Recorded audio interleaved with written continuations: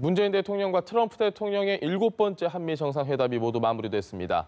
이런 가운데 김정은 위원장이 3차 북미 회담에 대한 의지를 밝히면서 관심이 모아지고 있습니다. 한편 국회에서는 청문 보고서 채택 논의가 계속해서 난항을 겪고 있는데요. 두 분 전문가와 관련 내용 짚어보도록 하겠습니다. 배종호 세한대 교수 그리고 장성호 건국대 행정대학원장 스튜디오에 모셨습니다. 안녕하십니까? 네, 안녕하세요. 예, 반갑습니다. 김정은 위원장이 3차 북미 정상회담에 나설 의지가 있다 이런 입장을 일단 밝혔습니다. 한미 정상회담이 뭔가 기다려진 성과 중에 하나가 아닐까 싶은데요. 어떻게 좀 해석하십니까? 일단 저도 매우 긍정적으로 보고 싶습니다. 예. 왜냐하면은 김정은 위원장이 최고인민회의에서 미국과 트럼프 대통령과 한 번 더 정상회담 가져볼 용의가 있다는 것을 공식한 것 아니겠습니까? 예. 물론 이제 조건은 달았어요. 연말까지. 그리고 미국의 태도 변화. 그러나 중요한 것은 트럼프 대통령과 회담을 하겠다는 쪽에 방점이 찍혀져 있는 것 아니겠습니까? 예. 이것과 관련해서 지금 문정인 특보 같은 경우도 하노이 회담 때보다 훨씬 더 좋다. 그리고 남북미 정상회담도 가능하다. 이렇게 전망을 했거든요. 예. 이게 무슨 얘기냐면은 트럼프 대통령이 5월이나 6월쯤에 일본을 방문하는데 그때 또 한국을 방문하게 되면은 예. 남북미 정상회담이 물론 이제 모든 것이 순조롭게 되는 걸 전제로죠. 가능하다. 이렇게 전망을 했는데요. 어쨌든 간에 트럼프 대통령 입장에서도 그렇고 김정은 위원장 입장에서도 그렇고 뭔가 만나서 예. 결과를 만들어야 되기 때문에 저는 큰 그림으로는 긍정적으로 갈 수밖에 없다. 이렇게 전망을 하고요. 예. 중요한 것은 과연 우리 문재인 대통령이 트럼프 대통령 만나서 남북 정상회담 갖겠다. 또 거기에 대해서 어느 정도 이제 긍정적인 답변을 얻었는데 예. 중요한 것은 김정은 위원장에게 어떤 카드를 던질 수 있을 것인지 그리고 그 카드를 통해서 남북 정상회담을 가질 수 있을 것인지 저는 만약에 남북 정상회담만 성사가 된다면은 예. 한미 정상회담에 이어서 남북 정상회담 그리고 북미 정상회담까지도 성사가 가능하다 이렇게 전망을 해봅니다. 알겠습니다. 대화 시한을 연말로 못을 박았다. 이 부분은 사실 굉장히 큰 의미가 있지 않나 싶습니다. 좀 어떻게 보고 계십니까? 글쎄요. 정상회담이 성사가 된 것도 중요하지만 정상회담의 결과가 저는 훨씬 더 우리 문재인 대통령, 트럼프 대통령한테 훨씬 더 중요하기 때문에 예. 그야말로 북한의 전략에 쉽게 빠져서는 안 된다고 저는 생각이 드는데 연말로 못을 박은 것은 그만큼 북한이 제재에 대한 절박성, 스스로의 절박성 스스로의 절박성이 상당히 지금 크다는 것 아니겠습니까? 이렇기 때문에 지금 북한 내부에서 자력갱생을 독려하고 예. 그만큼 미국이 제재에 대한 해제 조건이 상당히 강하기 때문에 북한으로서는 이것을 쉽게 받을 수가 없는 것이다. 이런 것들을 저는 이렇게 표면적으로 나타냈다고 봅니다. 그렇기 때문에 이 결과 또한 우리가 물론 뭐 북미 정상회담이 되고 그리고 남북 정상회담이 이루어지고 이런 과정적인 측면은 상당히 뭐 긍정적입니다. 대화를 해야 되는 건 긍정적이지만 그러나 그 결과가 나오지 않는다면 뭐 트럼프 대통령이나 문재인 대통령이나 그 결과에 대해서 또 다른 비판이라든가 정치적 타격이 예상되기 때문에 이 또한 여러 가지 함정이 놓여 있다. 저는 그렇게 봅니다. 북한이 과연 비핵화의 의지가 있다고는 얘기하지만 예. 북한이 지금까지 보유하고 있는 기존의 핵 그리고 미래 핵 모든 것을 다 포기할 수 있는 그런 자세가 되어 있는지 일단 체제의 어떤 수호가 우선이지 않습니까? 이런 상황에서 상당히 기회이자 저는 어떤 위기가 또 다른 위기가 닥칠 수가 있는 아주 위험스러운 순간이 지금 왔다고 봅니다. 트럼프 대통령은 내년에 이제 또 다시 재선을 준비를 하게 될 텐데 그렇습니다. 김정은 위원장 말처럼 굳이 뭐 연말 내에 뭔가를 하려고 할까 아니면 뭐 내년에도 되지 않을까? 트럼프 대통령 계산법은 어떨 거라고 보십니까? 트럼프 대통령 계산법은 저는 어쨌든 간에 2020년 대선에 다시 뽑혀야 되기 때문에 예. 그러기 위해서는 북한과 비핵화 문제에 있어서 성과물을 내야 되거든요. 예. 그렇기 때문에 지금 이제 북한과 미국이 줄다리기 신경전 계속 하고 있지만은 결국 결과물을 낼 수 있다고 저는 보고요. 예. 또 내야만 하고요. 그러기 위해서 지금 이번에 문재인 대통령 만났을 때 굉장히 의미 있는 발언들을 내놨어요. 그게 무슨 얘기냐면 이제 스몰딜에 대해서도 여러 가지 형식의 스몰딜이 있다. 그리고 단계적인 이행도 가능하다, 접근도 예. 가능하다. 이렇게 얘기를 했거든요. 그럼 이제 기존에 일괄 타결, 빅딜만을 고집하지는 않겠다는 얘기거든요. 예. 즉 이 얘기는 뭐냐면 이제 우리 입장에서는 포괄적 합의 그리고 단계적 이행 이 카드를 지금 내놓고 있지 않습니까? 그러나 미국의 입장에서도 어쨌든 간에 포괄적으로 합의를 하더라도 이행은 단계적으로 할 수밖에 없다는 것을 알거든요. 그렇기 때문에 이제 그런 가능성을 열어놨다는 점에서 북한과 미국의 대화 가능성 그리고 협상 타결의 가능성을 시사하는 것이다. 그래서 저는 매우 의미가 있다 이렇게 보고 있거든요. 그렇다면은 북한은 지난번에 영변 핵시설의 폐기만을 얘기를 했는데 예. 만약에 북한이 영변 핵시설 폐기 플러스 알파 카드를 내놓는다면은 미국도 다시 협상에 나설 수가 있다. 예. 그리고 또 협상에 나서도 결과물도 만들 수 있다. 중요한 것은 이번에 트럼프 대통령과 문재인 대통령이 정상회담을 가졌는데 문재인 대통령이 트럼프 대통령을 만나서 어떤 카드를 제시를 했는지 아마 북한의 의중도 전달됐을 가능성이 저는 있다고 봐요. 그다음에 여기에 대해서 트럼프 대통령이 또 어떤 메시지를 줬는지 이 부분이 굉장히 지금 비공개된 영역이기 때문에 예. 굉장히 숨어있는 카드다. 그리고 이 카드가 다시 남북 간에 전달이 되면은 뭔가 다시 한반도 비핵화 프로세스가 재가동될 수 있는 여지가 있다. 저는 이렇게 전망을 합니다. 뭐 이번 달이 될지 다음 달이 될지 모르겠지만 이제 곧 다가올 큰 외교적 이벤트는 남북 정상회담입니다. 네. 네 번째 만남. 대북 특사 얘기가 나오고 있는데 이낙연 총리 얘기가 좀 나오고 있습니다. 가능성 어떻게 보십니까? 글쎄 뭐 저는 뭐 대북 특사 이낙연 총리가 가든 통일부 장관이 가든 국정원장이 가든 예. 어느 분이 가든지 실질적으로 이번 남북 정상회담의 결과가 북미 정상회담을 통해서 북한의 비핵화에 일정 부분 진전되는 그런 결과물이 가져와야 하기 때문에 내용이 가장 중요하다고 내용이 저는 가장 중요하고 예. 누가 가는 것은 중요하지 않다.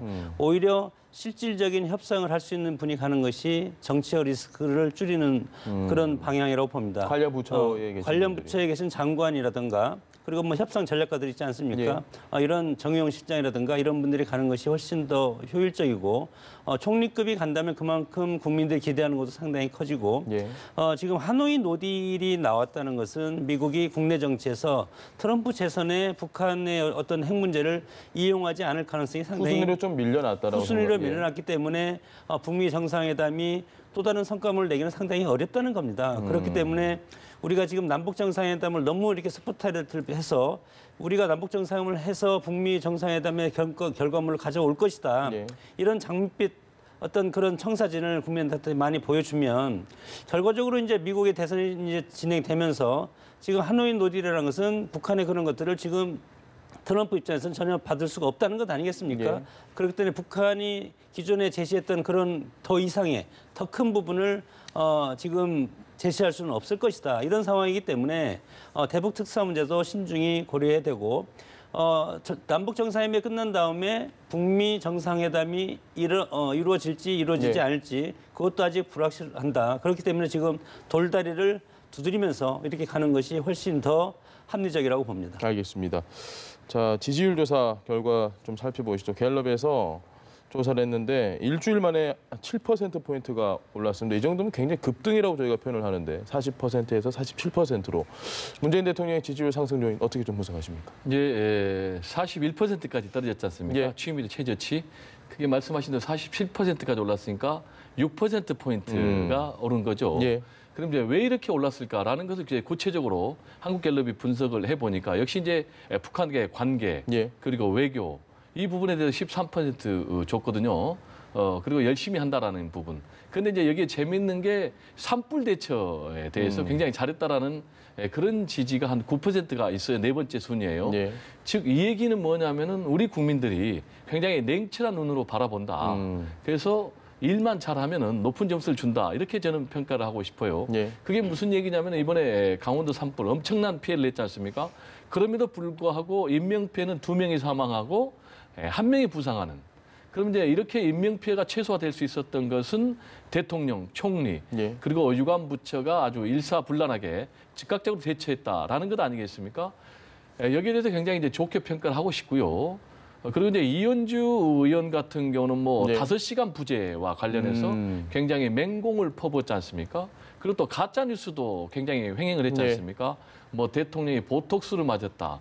또는 뭐 음주를 했다, 예. 또는 뭐 건강에 이상이 있다라는 등등의 가짜 뉴스가 횡행했음에도 불구하고 우리 국민들은 굉장히 냉철하게 긍정적으로 평가를 했다고 저는 보거든요. 그런 게 이제 갤럽 여론조사에 반영이 된 것 같고, 또 하나는 이번에 트럼프 대통령과 만나서 한미 정상회담을 통해서 예. 다시 북한과 미국과의 비핵화 협상의 모멘텀을 만들었다는 것, 그 부분도 상당히 긍정적으로 여론조사에 반영이 되지 않았나, 이렇게 저는 분석이 됩니다. 알겠습니다. 41%인데 제가 40%로 착각을 해서 네. 7%포인트라고 잘못 얘기를 했습니다. 뭐 긍정적이라는 반응은 뭐 어느 정도 크게 뭐 의견이 갈리진 않을 것 같은데 어떻게 보십니까? 우리로서는 이제 북한 변수하고 외교, 북미 관계라든가 우리와 미국과의 어떤 여러 관계, 외교적인 관계가 상당히 중요하기 때문에 지금 대통령께서 지금 뭐 미국에 가서 트럼프 대통령과 만나지 않습니까? 예. 과거의 어느 정권도 마찬가지로 한미 정상회담을 하면 내부적으로는 상당히 지지율이 떨어지고 그러나 한번 순방 외교를 갔다 오면 지지율이 그만큼 다시 복구되고 그런 것이 통상적인 어떤 그 패턴이라고 여론적인 보시는 패턴이라고 보기 때문에 뭐 그 정도 올라가는 것은 당연하다고 봅니다. 예. 다만 뭐 방금 말씀하셨지만 우리 이번에 재난 문제에서 정부가 효율적으로 대처를 하고 그리고 유관 기관들 군과 경찰, 소방 그리고 각 지방자치제 예. 총체적으로 위기에 대한 그런 관리가 돋보였다고 그렇게 이제 대체적인 평가가 있기 때문에 여론적인 지표로 그런 것들이 나타나는 것이고 여론적인 지표는 뭐 수시로 이제 올라갔다 내려갔다 하는 네. 건데 결국은 이것이 장기적으로 보면은 국민의 먹거리, 복지 그리고 일자리 문제, 경제적인 상황 이런 것이 가장 핵심적인 요소라고 봅니다. 그래서 이런 뭐 5%가 올라가고 떨어진 거에 일희일비하면 안 되고 정부에서도 마찬가지로 장기적인 어떤 입법화, 개혁 입법의 완수, 그러기 위해서는 의회에서 협치, 그리고 그 결과를 통한 입법화를 통해서 국민의 삶이 입법적으로, 제도적으로 해결할 수 있는 그런 방안을 마련하지 않으면 여론적인 지표는 하루아침에 20%, 30% 떨어질 수가 있는 거기 때문에 그런 것들이 중요한 것은 아니다. 그렇게 봅니다. 알겠습니다. 근데 이 41%에서 47%로 반등한 것은 굉장히 큰 의미가 있습니다. 예. 그게 무슨 얘기냐면은 41%가 취임일에 최저치였는데 만약에 40%가 무너질 경우에는 30%가 되면서 당청 간의 갈등이 굉장히 심화됩니다. 예. 즉 당의 입장에서는 선거를 치러야 되기 때문에 표를 먹고 살아야 되거든요. 그래서 굉장히 민감하게 반응하면서 청와대의 입장, 요구에 부합할 수 없고 당의 목소리를 내면서 당청 갈등이 심화되고 그러다 보면 이제 더 나아가면 이제 레임덕으로까지 이어지는데 예. 이번에 이제 47%로 반등함으로 인해서 청와대는 이제 상당히 안정감을 갖고 다시 국정 운영에 임할 수 있다. 이런 이제 모멘텀을 맞이했다. 이렇게 분석할 수가 있겠습니다. 알겠습니다. 역설적으로 지난 보궐선거 결과가 적극 지지층에서 결집을 일시적으로 했다고 봅니다. 예. 과거에 지난 탄핵 이후에 문재인 정부를 세운 핵심 지지층이 일정 부분 지금 경제적인 정책이라든가 소상공인 문제 그리고 최저임금 문제 때문에 일정 부분 떨어져 나가지 않습니까? 지난 보궐선거 때 민주당 후보가 없었고 그래서 민주당이 국민들의 눈앞에 사라졌었고 그렇기 때문에 적극적인 지지층에서는 이래서는 안 되겠다 해서 문재인 정부에 힘을 실어주는 그런 적극적인 그런 어떤 동력이 발동된 것도 일정 부분 여기에 영향을 끼쳤다고 봅니다. 알겠습니다. 자, 여론조사는 여기까지 살펴보고 국회로 가보겠습니다. 이미선 헌법재판관 후보자 청문보고서 채택이 불발이 됐습니다. 물론 문영배 후보자도 함께 불발이 된 것 같습니다. 글쎄요, 뭐 여당, 야당 아주 지금 각을 세우고 서로 대립을 하고 있습니다. 이 상황 좀 어떻게 보고 계십니까? 지금 이제 굉장히 좋지 않은 상황이죠. 지금 이제 정치가 실종되고 여야가 사생 결단식의 대결 정치를 예. 계속 이어가고 있는데 이러다 보면 이제 민생이 뒷전으로 밀릴 수밖에 없지 않습니까? 개혁 입법도 지금 통과 처리가 지금 어려운 상황이니까 예. 굉장히 안타깝고 그리고 이제 굉장히 이례적이에요. 이게 무슨 얘기냐면은 집권 여당에서 보이콧을 한 거죠. 즉 그 이유는 지금 이제 보수 야당에서 문영배 헌법재판관 후보자만 청문 경과 보고서를 채택을 하고 예. 임미선 후보자는 안 해주겠다라고 얘기하니까 지금 집권 여당에서 무슨 얘기냐, 두 사람 다 처리해야 되는 건 아니냐. 라면서 지금 보이콧하고 있는 그런 상황이거든요. 이 문제와 관련해서는 저는 법과 절차대로 했으면 좋겠습니다. 예. 즉 그 얘기는 뭐냐면은 적격이냐 부적격이냐는 얼마든지 절차에 따라서 입장을 개진할 수가 있거든요. 예. 그래서 이제 그 결과 청문 결과 보고서에 따라서 또 지명을 계속해서 임명을 할 것인지 말 것인지 또 임명권자인 대통령의 몫이거든요. 예. 저는 이제 그런 절차를 했으면 좋겠고 지금 이제 이것과 관련해서 현재 인사청문회 제도를 좀 개선을 해야 되는 것 아니냐라는 얘기가 나오고 있어요. 즉 그 얘기는 뭐냐면은 현재는 이제 윤리성 문제하고 직무 능력하고 동시하다 보니까 굉장히 이게 정쟁으로 가는 그런 문제가 있는데 예. 미국 같은 경우는 사전에 윤리성 문제는 검증을 끝내거든요. 그게 무슨 얘기냐면은 FBI를 통해서 뭐 범죄 경력이라든지 또는 뭐 국세청을 통해서 뭐 재산 형성 과정이라든지 이런 걸 다 스크린하니까 이제 후보자의 뭐 정책 또는 철학, 비전 이런 것만 검증을 하면 되거든요. 예. 근데 이런 거를 이제 우리는 같이 하다 보니까 지금 이런 문제가 나오는데 지금 이제 이미선 후보자 같은 경우도 주식을 35억이나 예. 과다 보유하니까 국민 정서에는 굉장히 맞지 않는 부분이 있는데 이 부분에다만 초점을 맞추다 보니까 과연 이미선 후보자가 헌법재판관으로서의 어떤 직무 능력이 있는지 철학을 갖추고 있는지 자질이 있는지 이런 부분에 대해서 지금 검증이 제대로 안 됐는데 예. 차제 좀 청문회 제도를 개선해서 보강할 필요가 있다. 이런 말씀 좀 드리고 싶습니다. 장 교수님 생각은 어떠십니까? 그 여당 같은 경우는 후보자 중심으로 생각하는 것 같고 예. 우리가 역대 정권마다 마찬가지입니다. 야당 같은 경우는 후보자와 함께 인사권자 그리고 청와대 인사 시스템까지 겨냥하고 이렇기 때문에 훨씬 더 복잡하고 훨씬 강경하게 나올 수밖에 없고 야당의 역할은 정부의 어떤 난맥상을 질타해야 되는 것 아니겠습니까?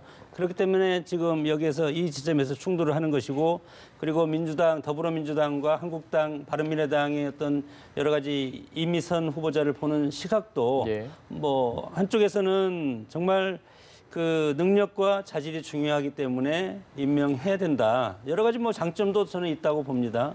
그러나 한국당이나 바른미래당 같은 경우는 그런 것이 아니고 우리 국민의 정서상 있을 수가 없는 것이다. 예. 재산이 42억인데 주식이 35억이면 국민 어떤 눈높이에 봤을 때 이런 것들은 부적절하다. 이런 측면도 있고 이것을 또 뭐 변호사라든가 법조계에서 의견을 들어보면 주식 보유 자체가 문제 삼기는 어렵다. 자본주의 시장에서 어렵고 이것과 주식 거래와 관계에서 직무와 자질과는 관계가 없는 것이다. 이렇게 또 얘기도 하고 예. 또 내부 정보 활용 의혹도 이거 특별한 것이 없기 때문에 이제 수사 결과가 나와봐야 알겠죠. 수사 결과가 나와봐야에서 적합 여부는 차후에 판단을 해야 된다. 이런 상황이기 때문에 상당히 지금 서로 합의가 되지 않고 특히 한국당이라든가 바른미래 같은 경우는 조국 민정수석, 조현호 인사수석 두 수석을 지금 겨냥하는 것 아니겠습니까? 예. 그렇기 때문에 이 접점을 찾을 수가 없습니다. 후보자만 상대로 딱 하면 자질과 그리고 재산, 도덕성, 국민의 눈높이 이것만 하면 되는데 여기에 청와대 인사수석과 민정수석이 같이 들어가 있기 때문에 여당과 야당이 여기에 접점을 찾을 수가 없다. 다만 대통령께서 과연 국민의 눈높이가 어느 것이고 지금 이 후보자가 과연 헌법재판관의 능력과 자질을 앞으로 충분히 발휘할 수 있을 것인지 그리고 앞으로 함에 있어서 그동안의 도덕성과 관련된 것이 판결에 영향을 미치지는 않을 것인지 사법부는 엄정 어떤 결백해야 되지 않겠습니까? 예. 이런 것들은 대통령, 통수권자, 인사권자의 어떤 판단이 중요하다고 봅니다. 이미선 후보자가 지금처럼 청문보고서 채택이 만약에 안 됐다라고 한다면 앞서 박영선 그리고 김현철 장관도 청문보도 채택이 없었고요. 그리고 그때 또 2명은 낙마를 했었고. 근데 과연 청와대에서 이미선 후보자도 그냥 청문보고서 없이 임명을 강행을 할 것인가? 굉장히 부담되는 지점인 것 같아요. 어떻게 좀 보십니까? 굉장히 이제 부담되지만은 종합적으로 볼 때 제가 볼 때는 임명할 것으로 그렇게 보입니다. 왜냐하면은 이미선 후보자를 지명 철회할 경우에는 다시 인사검증 라인 청와대 문제 제기가 들어오거든요. 자진 사퇴도 마찬가지. 자진 사퇴도 마찬가지죠. 예. 그러나 지명 철회는 더 부담이 크겠죠. 그러니까 지금 이미선 후보자가 낙마를 하게 되면은 당장 보수 야당에서 인사 검증이 잘못됐지 않느냐. 그래서 조국 조현옥 두 수석이 물러나야 된다, 경질해라 이렇게 요구를 할 거거든요. 그렇게 되면은 이제 당장 또 전국이 시끄럽고 그리고 또 전국의 주도권을 상실할 수가 있고 그리고 총선 앞두고 큰 그림이 무너질 수 있기 때문에 지금 본질적으로 이미선 후보자의 문제는 조국, 조현옥 두 민정수석 또 그리고 인사수석의 문제다 이렇게 보고 있는 것 같아요. 그래서 여기 이제 최근에 굉장히 중요한 변화들이 일고 있는데 첫 번째가 이미선 후보자 측입니다. 이미선 후보자 측에서 후보자가 본인이 소유하고 있는 6억 7천만 원 정도의 주식을 전량을 매각했지 않습니까? 예. 또 그리고 배우자도 한 29억 정도를 갖고 있는데 그것도 임명이 되면은 다 조건 없이 매각하겠다. 처분하겠다. 이렇게 하면서 지금 공개적으로 여론전에 나서고 있거든요. 그러면서 이제 당시에 초반에는 상당히 민주당에서 의견이 분분했는데 예. 지금은 일사불란하게 주식을 과다 보유한 것이 자본주의 사회에서 뭐가 문제냐. 불법이 전혀 없었다. 그러면서 지금 단합해가지고 문제 없다라는 의견을 내놓고 그전에 있거든요. 좀 다른 얘기가 있었는데. 네, 그렇습니다. 그래서, 예. 그리고 지금 이제 청와대 보좌진들도 문재인 대통령에게 하자 없다라는 의견을 전달했다고 그래요. 그리고 또 여기에 이제 초반에는 데스노트에 올렸던 정의당조차도 조건부 수용 그런 입장을 밝히고 있거든요. 예. 그래서 제가 볼 때는 종합적으로 문재인 대통령도 고심을 할 거예요. 지금 보니까 내일이 일요일이니까 예. 15일이 이제 채택 시간 1차 만료거든요. 그러면 다시 이제 재송부를 요청을 해서 재송부가 되지 않으면은 문재인 대통령이 10일 이내에 임명을 하는데 전반적으로는 지금 물론 여론의 추이를 보겠습니다만은 그 사이에 어떤 결정적인 흠결 사항이 드러나지 않는다면은 그대로 임명하는 쪽으로 가지 않겠나 이렇게 전망이 됩니다. 뭐 대통령의 정당한 인사권 행사이긴 한데 자유한국당에서는 이걸 어떻게 받아들일까 상당히 좀 우려되는 지점입니다. 뭐 정치적으로 이용할 수밖에 없을 것 같지 않나 이렇게 보는데 6억 상당의 주식을 조건 없이 처분한 것 그렇다고 해서 원인적인 효력이 없어진 건 아니지 않습니까? 네. 다만 결과적으로 이런 부당이득이 아니고 이런 비판이 있으니까 이걸 내가 처분하고 지금 재판관이 되겠다. 이렇게 해서 대통령 인사권자 입장에서 이것은 명분은 될 수는 있겠다. 예. 그러나 중요한 것은 국회에서 협치가 또 한 번 실종되는 그러나 어차피 지금 박영선 후보자를 비롯한 여러분들이 지금 한국당에서 아예 청문 보고서 채택을 하지 않음에도 불구하고 네. 지금 계속 임명을 하고 있지 않습니까? 그리고 일단 임명을 하면 너무 많은 여러 가지 일들이 한 번에 많기 때문에 금방 야당에서는 또 또 금방 예. 잊혀지고 그런 것들을 청와대나 또는 대통령이나 또 여당에서는 우리가 임명하면 금방 비판하고 잊어버릴 것이다. 이런 착시 현상에 빠질 가능성이 상당히 크다. 협치라는 것은 결국은 내년에 있을 총선에서 표의 어떤 국민들의 어떤 표심으로 나타날 가능성이 상당히 크지 않습니까? 예. 이것이 하나 둘 쌓이기 시작하면 회복할 수 없는 특히 수도권에서 격전지에서 여당이 상당히 불리해질 가능성이 상당히 큽니다. 그렇기 때문에 집권 여당이고 대통령의 인사권자이기 때문에 야당이 원하는 것을 무조건 그래 너희들 청문 보고서를 하지 않으면 우리는 열흘이 경과한 다음에 임명하겠다. 임명하면 그다음에는 특별한 어떤 반응이 없다. 예. 그리고 또 다른 일이 생긴다. 이렇게 되지만 결국은 국정은 쌓여가는 겁니다. 쌓여가는 거고 표심이 하루아침에 또 요동치는 것이 우리 정치의 현실이기 때문에 일단 임명하고 이것이 없어야 된다고 생각하지 마시고 이거에 대한 나중에 총선과 다음 차기 대선까지 영향을 보고 야당의 의견을 존중하는 그런 모습을 보이는 것이 도리라고 생각이 듭니다. 알겠습니다. 자유한국당, 민주당 굉장히 지금 치열하게 다투고 있는 이 와중에 바른미래당은 내부에서 아주 치열한 다툼이 일어나고 있습니다. 보선 이후에 여기가 지금 계속 시끄럽거든요. 이제는 좀 결론이 나야 되지 않나라는 시점이 온 것 같습니다. 손학규 대표가 어떤 식으로 정리를 해야 된다고 보십니까? 이 상황을. 제가 볼 때는 뭐 손학규 대표의 결단만 남아 있겠습니다만은 예. 지금 이제 바른미래당은 앞으로 더 심각한 분열 상태로 치달을 수밖에 없다. 이렇게 전망이 됩니다. 왜냐하면은 지금 바른정당계 최고위원 3명이 손학규 대표 지금 지난번에 4.3 보궐선거 책임을 지고 예. 물러나라 이렇게 요구하고 있는 것 아니겠습니까? 물러나기 싫으면은 중간평가, 재신임을 밟아라 예. 이렇게 요구를 하고 있는데 손학규 대표는 뭐 물러나는 것, 또 재신임 이 요구 자체를 묵살하고 있거든요. 그러면서 오히려 지금 2명의 지명직 최고위원을 지명을 하겠다 예. 이렇게 나서고 있거든요. 즉 그 얘기는 뭐냐면은 원래 9명 그리고 이제 2명의 지명직 최고위원을 공석으로 놔뒀는데 3명의 선출직 최고위원이 지금 보이콧을 하니까 예. 당무가 사실상 마비되고 있는 그런 상황이에요. 그러니까 이제 2명의 지명직 최고위원을 임명을 해서 당을 계속 끌고 가겠다 이런 입장인데 여기에 대해서 지금 또 바른정당계 최고위원들이 이것 자체가 또 당헌당규 위반이다라면서 또 반발하고 있거든요. 그래서 내용은 더욱더 심각한 분열 상태로 치달을 수밖에 없는데 제가 볼 때는 이런 상황에서 물론 이제 손학규 대표는 억울할 수도 있어요. 그게 무슨 얘기냐면 어차피 결과가 뻔했는데 여기에 대해서 책임을 지라는 것이냐. 그렇지만 어쨌든 간에 장수는 결과에 대해서 책임을 져야 되는 거예요. 예. 그리고 원하지 않는 세력들이 많다면은 저는 깨끗하게 물러나는 게 하나의 선택일 것 같고요. 그다음에 현재 바른미래당은 국민의당계하고 예. 바른정당계하고 노선 갈등이 너무 심각하거든요. 그 이유는 각자 미래의 생존 때문에 그렇습니다. 국민의당계는 할 수만 있으면은 민주당하고 합치겠다라는 것이고 바른정당계 출신들은 할 수만 있으면은 한국당하고 합치겠다 이런 거 아니겠습니까? 예. 그래서 제가 볼 때는 차제에 깔끔하게 갈라서서 새로운 길을 모색하는 것이 오히려 아름다운 선택이 아닌가 이런 생각이 듭니다.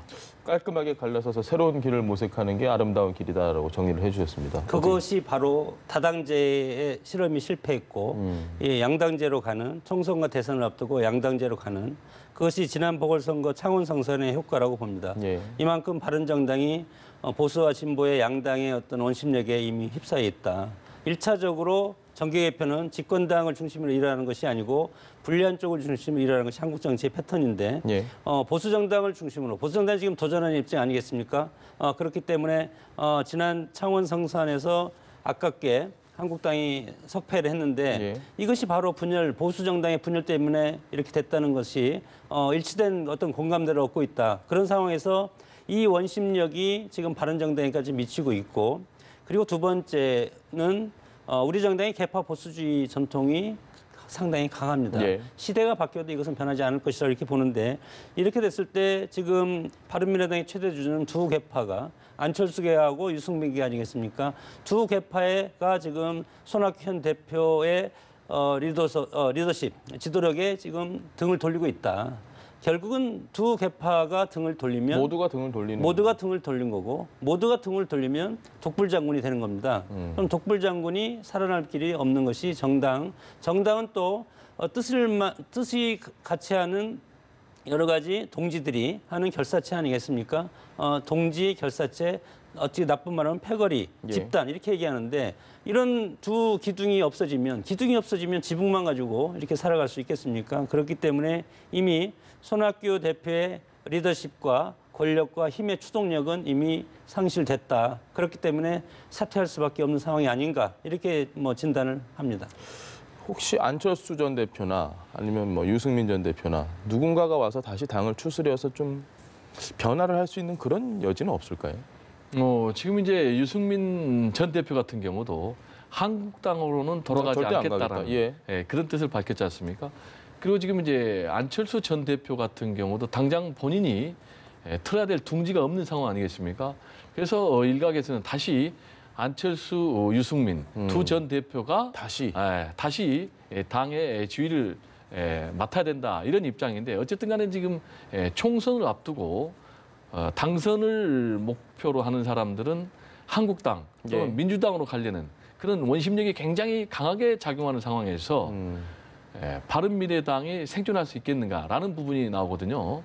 그래서 제가 볼 때는 어쨌든 그 과정에서 부분적인 이탈 그리고 부분적인 정계 개편은 가능할 수밖에 없고 예. 여기에서 또 이제 안철수, 유승민 두 사람도 생로를 모색해야 되는 그런 상황인데 현실은 매우 녹록치 않다. 저는 이렇게 진단해 봅니다. 알겠습니다. 현역 의원들을 보면 현역 의원 배지에 목숨을 건 것 아니겠습니까? 예. 내년 총선에서 어떻게 살아남을 것인가 가장 중요한 것이 살아남을 쪽으로 받아준다면 가겠다는 거 이런 것들이 정치인의 근본적인 건데 결국은 이 정계 개편은 인위적으로 될 수가 없다. 예. 유승민 의원도 한국당에서 안 받아준다는 거 아닙니까? 그렇기 때문에 못 갈 수도 있고 본인도 안 받아주기 때문에 나도 안 간다 이렇게 할 수도 있고 그것은 속내가 다 다른 그렇기 때문에 양쪽 말을 들어봐야 되는 것인데 결국은 이 양당 간의 정계 개편은 내년 총선에서 국민들이 결정을 해줄 것이고 그 다음에 여기에서 만약에 군소정당이 살아남는다면 예. 결국은 대선 때